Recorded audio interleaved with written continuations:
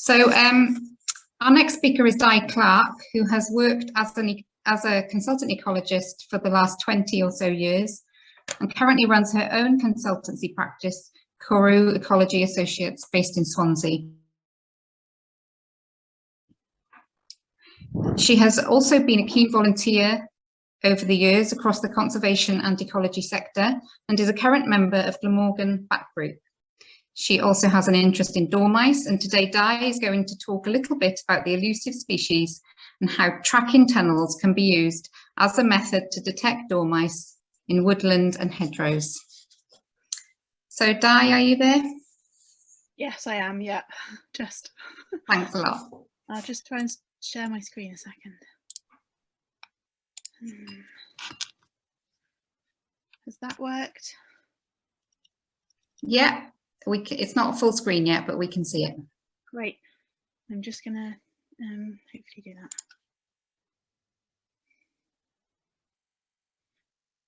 Has that worked? No, not quite.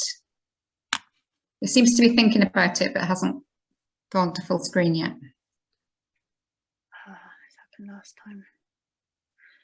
Karis, what did we press in the practice that made it magically work?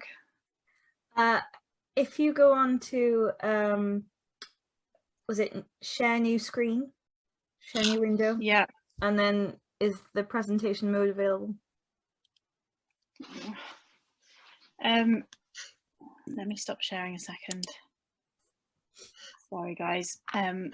We did have this problem in the practice, but we managed to fix it, and we just now can't remember how to fix it. Right. So I guess you can see that. Yeah. And now if you go to the bottom right. That's what I did just now. See this one. Yeah.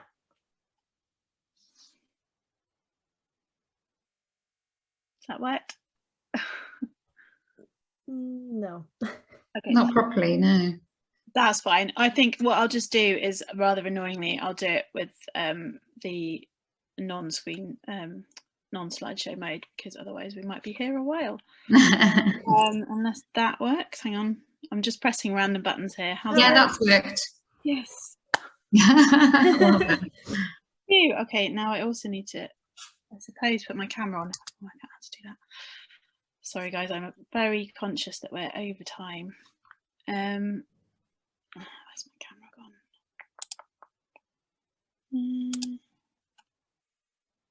There we go. You can see me looking slightly stressed now. Am I still? It's full screen. No, not anymore.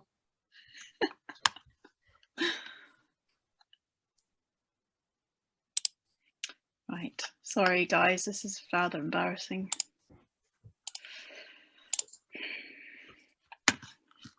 See if I can make this work.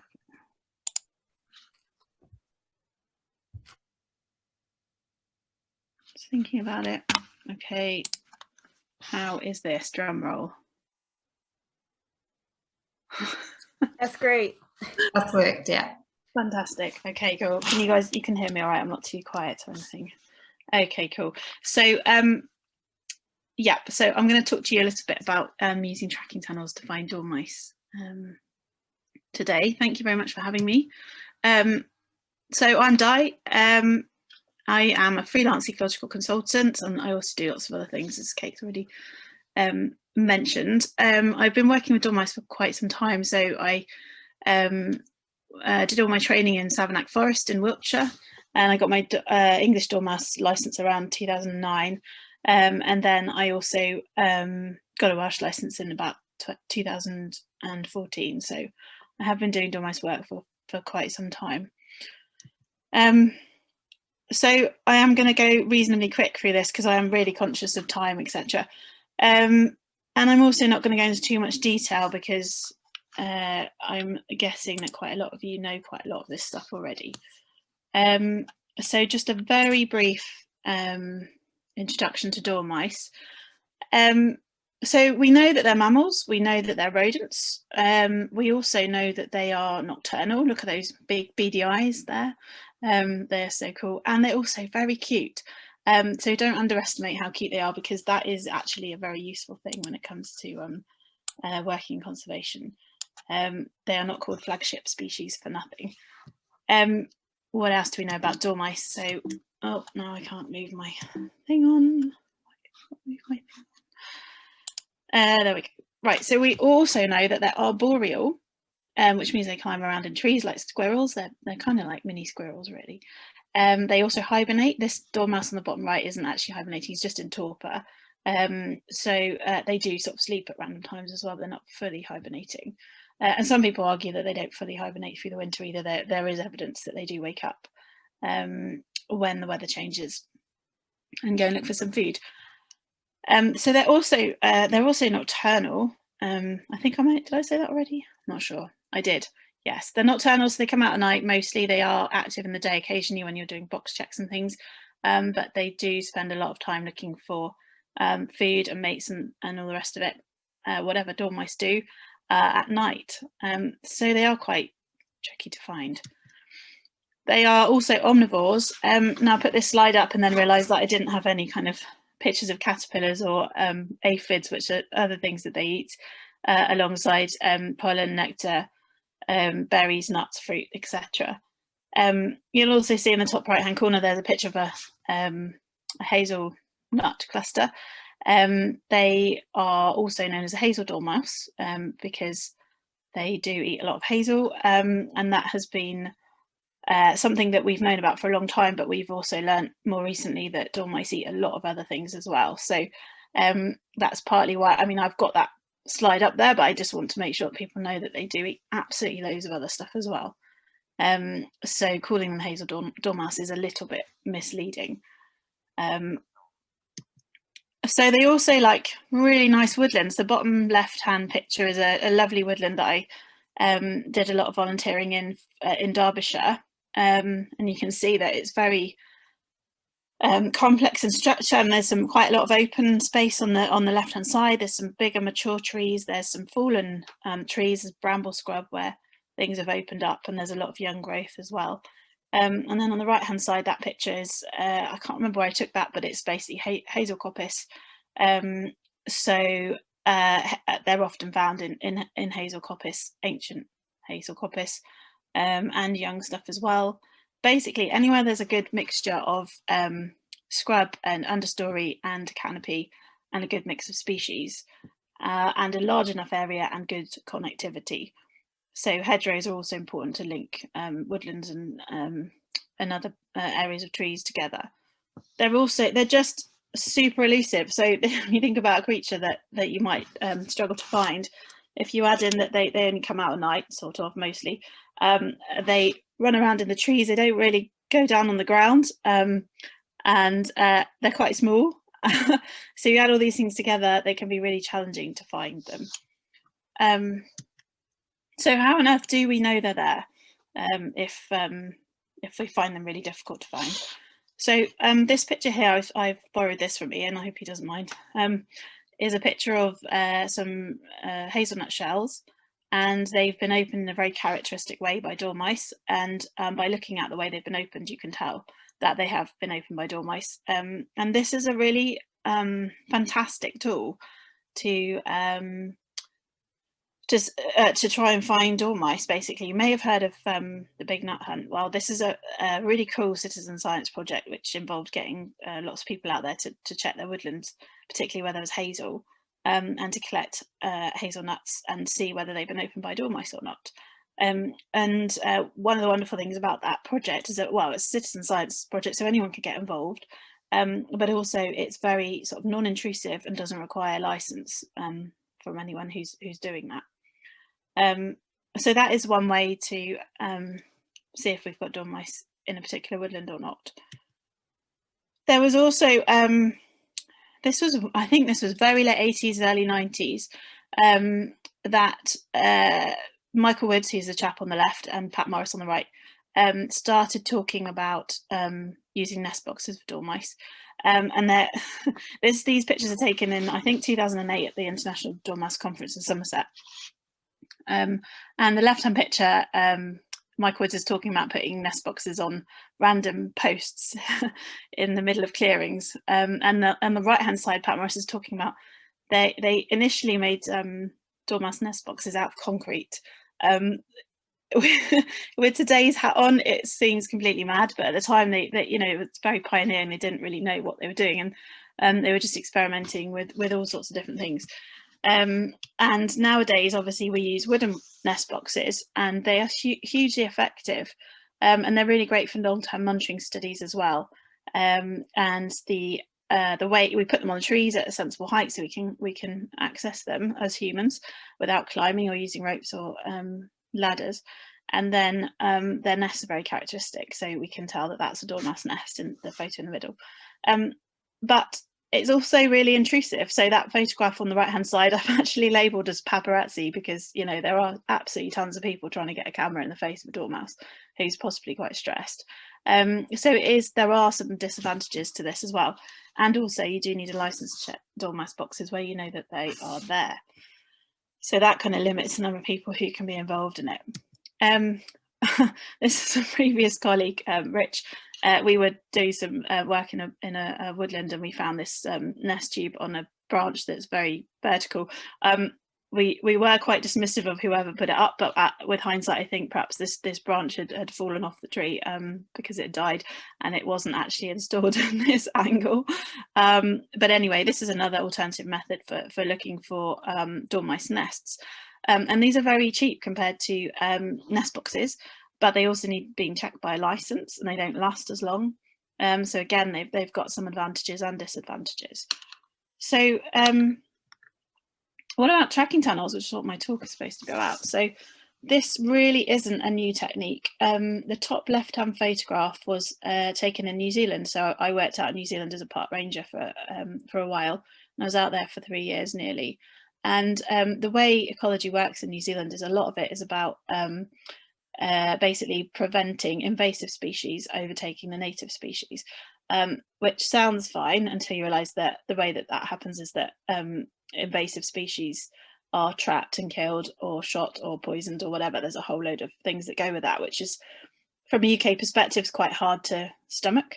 But aside from all of that, one of the ways that they try and control invasive species, they've done a lot of work on a kind of island principle, where they make invasive species free island spaces, and they use tracking tunnels to monitor whether they've been successful or not. So these tunnels were being used, I can't remember where these were used, but I certainly got involved with some on Quail Island, which is Lyttelton Harbour, just close to Christchurch on the South Island, and they use them to monitor whether hedgehogs, mice, rats, etc., all of which aren't native to New Zealand, and which predate ground nesting bird eggs and all the rest of it, to know if they're still there or not. And they monitor them, keep an eye on it to make sure that the islands do remain predator free.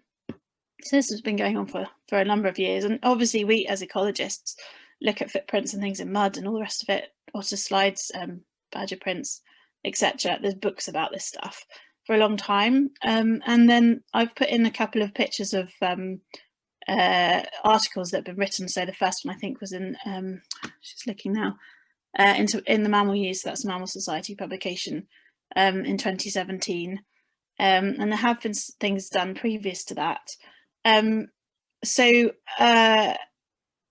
Simone, I forget her name now, which her surname, sorry, it's very frustrating. Possibly it's on that picture. Yep, Simone Bullion from the Suffolk Wildlife Trust has been trialling the use of these over in Suffolk with some colleagues to see if we can do something similar for dormice.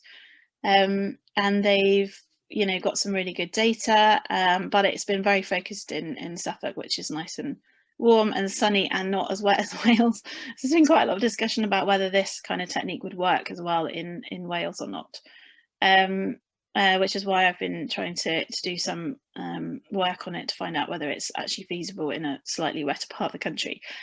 More recently, Paul Channon, I think, and Simone, a few others have published some data on use of tracking tunnels for dormice, which is the top right picture you can see. That's downloadable from the Mammal Society website if people are interested. And in fact, I can email any of these out to people if you can't find them yourselves. So what are these tracking tunnels and how on earth do they work?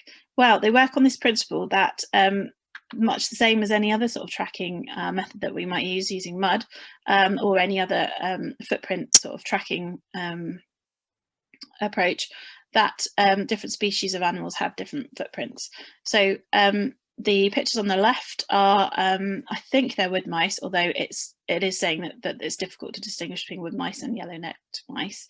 And these are the kind of prints that they would produce based on their footprint pad, their foot pad, sorry.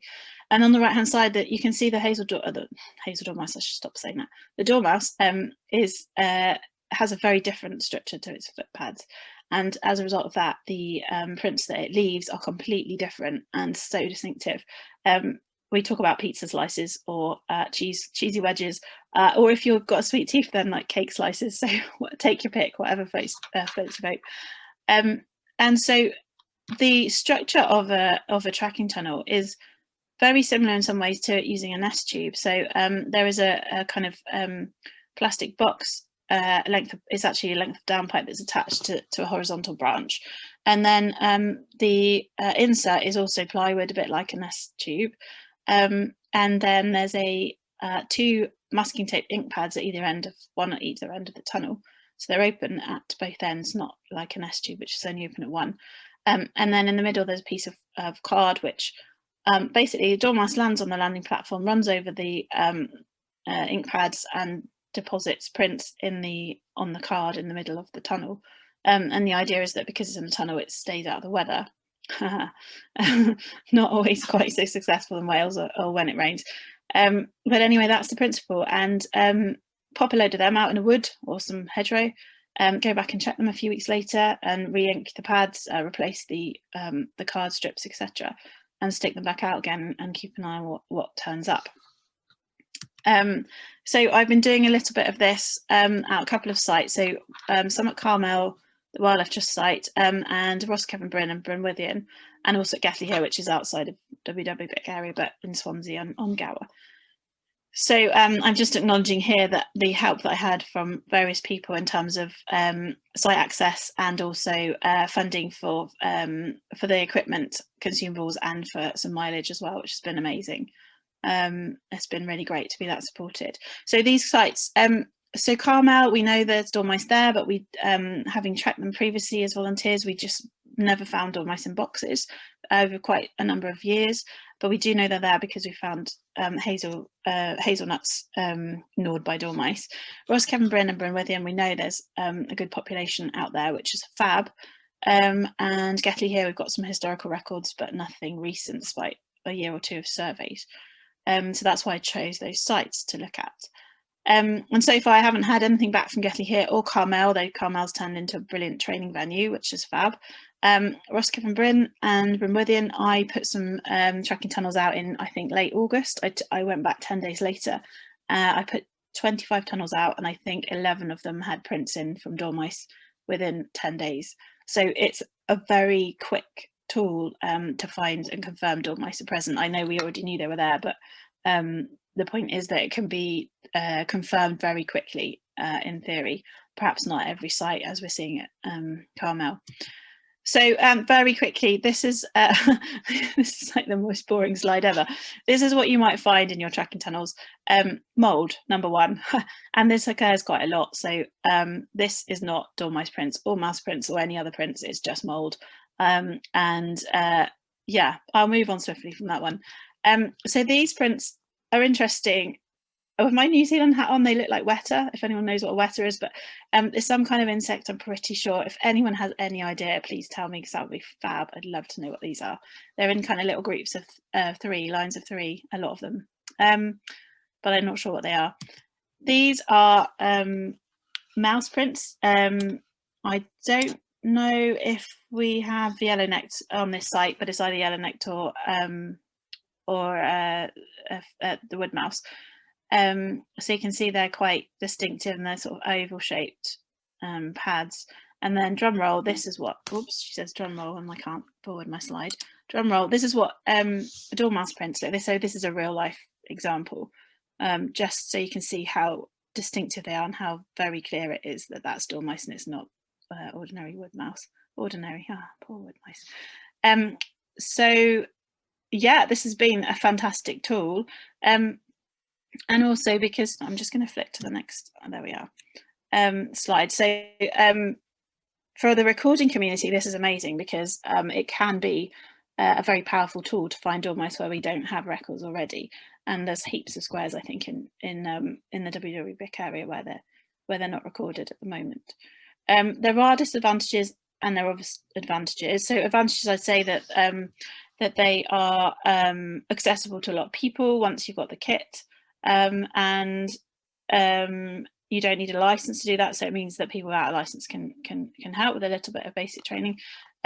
Disadvantages are that they are expensive to purchase initially. So the tubes are jam pipe, which it's not the kind of corrugated plastic stuff that you get in nest tubes, and they're much heavier, so they're a bit of a pain to lug around, which is why I've ended up with 25 on a lot of sites instead of 50. But they are very robust. The inserts need changing, etc., or need extracting over winter so they don't get completely trashed. So there are other things to think about. I've been running a few training sessions through WWBIC and via the Carmarthenshire Nature Partnership last year. I think I did 3 sessions, 2 for the Carmarthenshire, 1 for WWBIC. And I'm planning to do some more this year. WWBIC have very kindly agreed to pay for some of that, which is fab. So if anyone's interested in having a bit of training, let us know. And also there may well be some tracking tunnels available. I know the partnership has bought a bunch, although they're out with other people at the moment. I don't know if WWBIC would consider doing that, but it might be something to think about. And then it means they can pass them out to people to have a little go in their own woods or, you know, their local site, whatever. So yeah, please do try and get involved somehow. I should also say this, whilst the technique's been around for a long time, the way it's being used in the UK is still quite new. Not a lot of people are using it. So it's still very new, and the technique's definitely going to get tweaked and changed, I think, and people are going to have a go doing something similar in principle but slightly different in practical terms, I imagine. So it's definitely not fixed in stone. So if you've got any thoughts about how that could be done better, my first one is the ink is made of food grade charcoal powder, very finely ground, and olive oil, apparently, because rapeseed oil or something else is not good enough for dormice. But so there are some things that do need looking at and thinking about, and seeing whether we can do things a bit cheaper or whatever, or less posh. So yeah, that's it from me. Thank you so much for listening, and huge acknowledgement to Carmarthenshire Nature Partnership, the Wildlife Trust of South and West Wales for allowing me access to their site, and actually Carmarthenshire Council for letting me go on some of their sites, WWBIC and Swansea Biodiversity Partnership.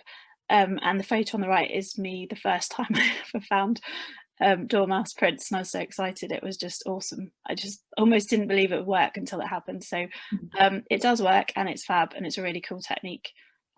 So yeah, let me know if you want to hear any more. Thanks very much. Oh, thank you, Diana.